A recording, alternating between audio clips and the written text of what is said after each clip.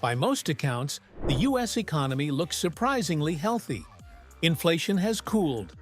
Unemployment remains low. And for the first time in years, economic growth feels predictable, steady, manageable, and under control. After the chaos of the pandemic, the shocks of inflation, and the threat of recession, many see this moment as a relief, a long-awaited return to normal. But beneath that sense of calm, something subtle is happening. Growth isn't what it used to be. Corporate profits are up, but hiring is slowing. Productivity is improving, but investment is cooling. Consumers are spending, but mostly on essentials. The question economists are quietly asking is this: has the U.S. economy started trading growth for stability? To understand what that means, think back to the last few years. Between 2020 and 2022, America lived through extremes: record stimulus, rapid inflation, broken supply chains, and explosive demand. The result was chaotic but fast-moving, an economy running hot. Now, it's cooling down. The Federal Reserve's rapid interest rate hikes did what they were supposed to do: slowed demand, tamed inflation, and rebalanced prices. But they also changed the DNA of how the economy grows. For decades, growth was fueled by cheap credit and high risk-taking. Businesses borrowed freely, consumers spent boldly, and investors chased the next big win. Today, that era is ending. Rates are higher, money is tighter, and uncertainty has made everyone more cautious. The new economy isn't built on acceleration, it's built on stability. Let's look at businesses first. Corporate America used to grow through expansion, hiring more people, opening more offices, scaling new projects. Now, growth means something different: efficiency. Instead of hiring, companies are automating. Instead of expanding, they're optimizing. Instead of chasing scale, they're defending margins. Executives call it discipline. Investors call it resilience. But what it really is restraint. The result? Profit margins look great, but job creation has flattened. Output is up, but opportunity is uneven. It's an economy that's performing, but not accelerating. Now look at consumers, the heartbeat of the U.S. economy. For now, they're still spending. Retail sales and travel bookings are steady, restaurants are full, and demand for services remains strong. But dig deeper, and the picture changes. Savings built up during the pandemic have largely been spent down. Credit card balances are at record highs, and surveys show that even as people keep spending, confidence is slipping. In other words, Americans are holding the economy up, but on thinner ice than it seems. They're not spending because they feel secure.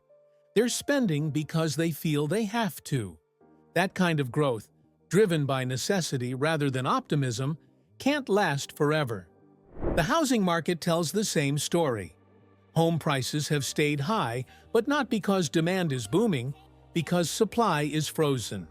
Mortgage rates hovering around 7% have locked millions of homeowners into their existing loans, keeping inventory low.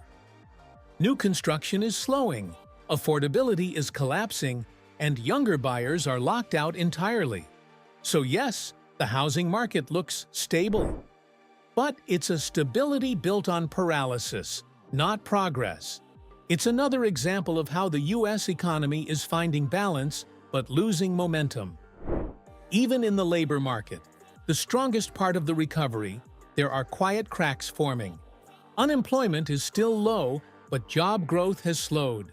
Wage increases are moderating, and more companies are turning to contract or part-time workers to stay flexible.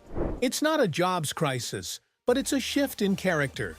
For years, the American labor market was tight and dynamic.